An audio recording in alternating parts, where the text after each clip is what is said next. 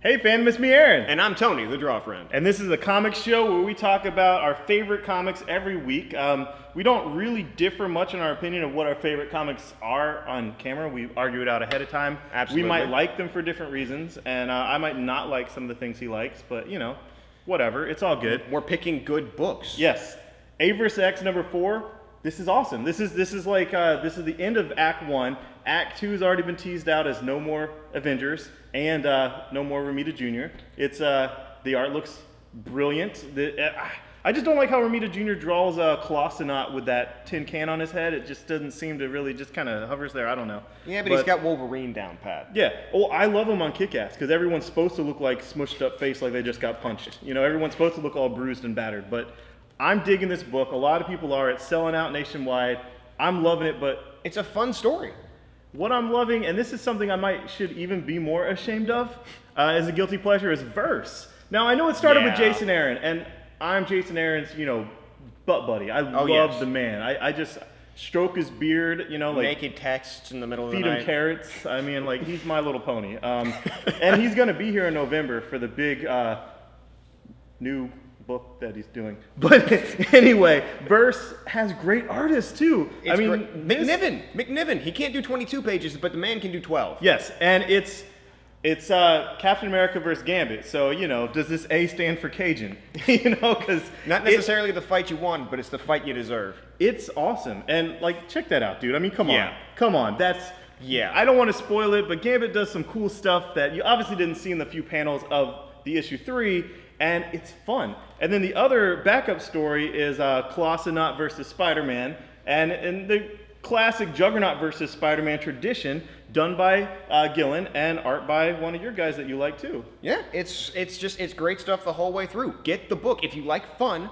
Get verses. And they put some great artists on it too. Yes. Oh, so I mean, and these artists, how could they say no? It's like, all right, I get to draw a bunch of splash pages that I can sell for buku bucks at conventions. The original art. I mean, come on. But it is fun. If you're enjoying the very fun aspects of this and not so much the heady political aspects or the press release, you know, or whatever, you'll love this. As far as Jason Aaron being my butt buddy, Hulk has to stay angry forever now, or, you know, whatever. And, you know, I don't want to spoil whatever, but this is point one. You can get into here. You can love it. You can enjoy it.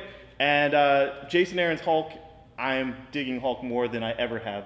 You love the Hulk in the Avengers, you'll love the Hulk in this book. Yeah, because it's Jason Aaron. Yeah. Moving on to DC, Night of Owls is so kicking some ass. And really quick, we got 4 tie-ins. You got Birds of Prey, you got Catwoman, and you got Red Hood and the Outlaws. Real quick about Red Hood and the Outlaws. They said that annual was going to be the first appearance of Mr. Freeze in this new 52 universe, yet I saw Mr. Freeze in here, so whatever. These tie-ins are cool. Nightwing is the most relevant one that you have to get. If you don't get Nightwing, you don't know Dick. I mean, you won't know Dick about the Talons or about Haley Circus or the background of everything or how they recruit these Talons or anything. And I would just, if you're just getting Batman, just get Batman and Nightwing because it ties so directly into it. You get the backstory that Batman's not telling you. It's good. And no one's forcing you to get all these tie-ins. They're all single issue stories where it's a night. Literally, Night of the Owls. It's like Night of the Museum. It's one night. And these owls, the Talons are attacking all of Gotham in one night. They have to call all the Bat allies, and they're all doing, it's just one big fight in one night. So it's all single issues. If you get it, you will enjoy a bigger scope of Gotham and the attacks. If you don't get it, it's not going to be too bad. Yeah. Justice League, Jim Lee's back. So art time, fun times. And Trevor and, you know, stuff related to that 52 free DC comic book day with Trevor and what he might be doing to maybe betray the Justice League, maybe whatever, maybe, you know, I don't want to spoil anything, but Steve Trevor factors in heavily. Batman and Superman are super text friends. Super text friends. That should be a DC short. They should just text each other and keep missing each other for dinner dates or whatnot, maybe do lunch. And you also have the Billy Batson backup. So if you're interested in seeing Billy Batson be a spoiled little brat that somehow is an orphan, it's fun. I'm digging it. Shazam. Wonder Woman, can't say enough about this book, won't say anything about it. Watch my past videos. It's awesome. Good. I love this book. I love Wonder Woman. I've never gone gaga for Wonder Woman before, ever. You know, I like J. Michael Straczynski's run, but I've never gone this Azzarello is on a whole different level. It's so consistent. The art is fantastic. It's just a good book. And, I mean, you can't mess with how Hades is portrayed. It's fun. Yeah, it's fun seeing all the Greek gods reimagined in these ways. And Wonder Woman, they're either her allies or they're her enemies. She's like George Bush. You're either with her or you're against her. She's the God Slayer, you know? They're she's the a great axis decider. of evil. Yes, she's a decider. And it's out. Jeff Johns, I mean, if you were reading War of the Green Lanterns, you could just pick up this hardcover and ignore the fact that there was a new 52. Ignore the fact there was a whole relaunch. This just, boom, goes right into it. It's the redemption of Space Hitler. Perhaps, yes. I want him to come to the edge of redemption and then not be the bigger man. But so far, I'm enjoying it. I'm really enjoying it. I'm really enjoying the metatextual stuff about Hal without his ring, which is the end of War of the Green Lanterns, and how it's kind of like the zeitgeist of high unemployment and people that identified so heavily with their job, and when they take that identity of the job away, who are they? Like, I really think that this characterization of Hal Jordan is hitting the zeitgeist of America, and I'm just really digging it. I'm personally just enjoying the fact that they're able to do more with the character of the Green Lantern because he's a villain.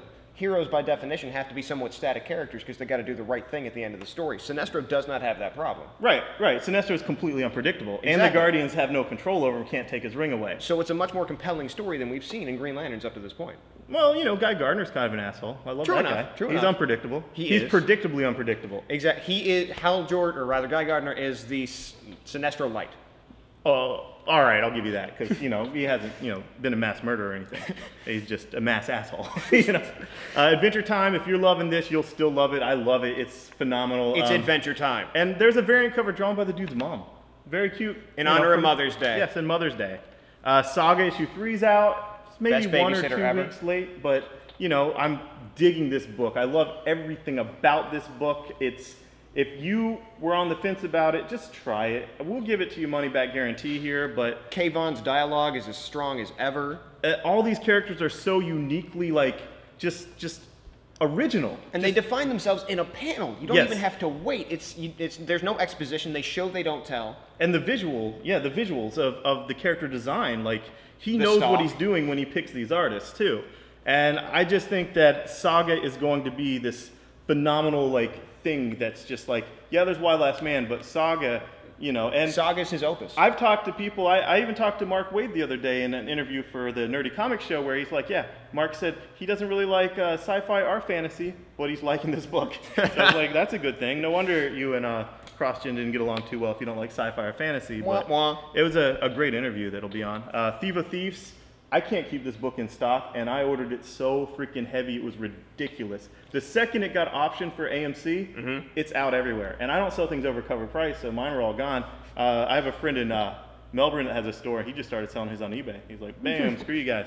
But anyway, Viva Thieves is a fun book.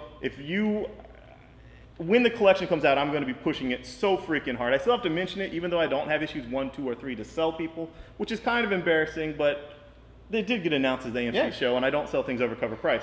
But it's a book about losing things, not about taking things, and it has heart. It's doing for the Thieves' home life what Walking Dead did for survivors' lives after the zombie apocalypse. Yeah, or you can make a strain analogy to say that Kirkman also writes this. Yeah, that's exactly where I was going with that. All right, cool. So try Viva Thieves. If your store has it, second prints, third prints, whatever prints, or wait for the trade, I'll be pushing the hell out of it because I love it. Also, Nick Spencer's on it, and everyone knows that I like Nick Spencer. He's the man.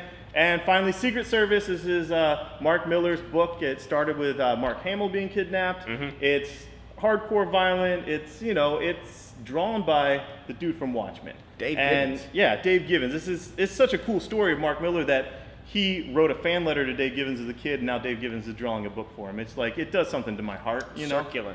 And speaking of Dave Gibbons, who is on board, you know, for this before Watchmen stuff, he does, you know, fine, it's all good. You know, he's drawing this, so he's not drawing that, but he hasn't come out against it. And at a comic shop before Watchmen, it starts the first week of June. I'm excited about a lot of these books. And if you pre-order the first 5 #1s with us, you'll get them 20% off, 16 bucks for all 5, and Bleeding Cool issue 0 for free. And I think other stores should jump on this bandwagon. Get people on, get people to try it, give them 20% off the first ones, because you know DC's giving us consignment issues, you know we're gonna have that 1 to 200 variant that I already sold on eBay by now, probably.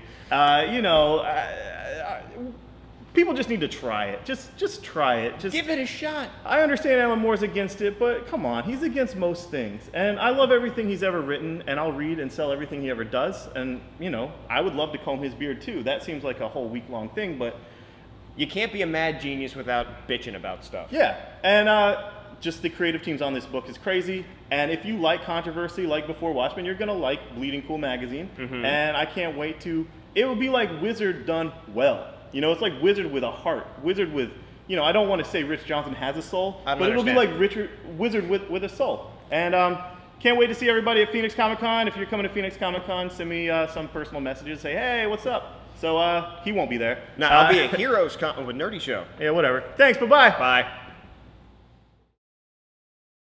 Thanks for watching the comic show, and subscribe if you want to. That's really cool. And I don't know, tell your friends, leave comments, give us some feedback. Post some feedback on the Bleeding Cool things. And remember, we're giving Bleeding Cool Magazine 0 free in the store if you pre-order the first issues of the first 5. And we're giving you the first 5 20% off, just $16. So, I mean, before Watchmen, come on, let's do it. Thanks, bye-bye.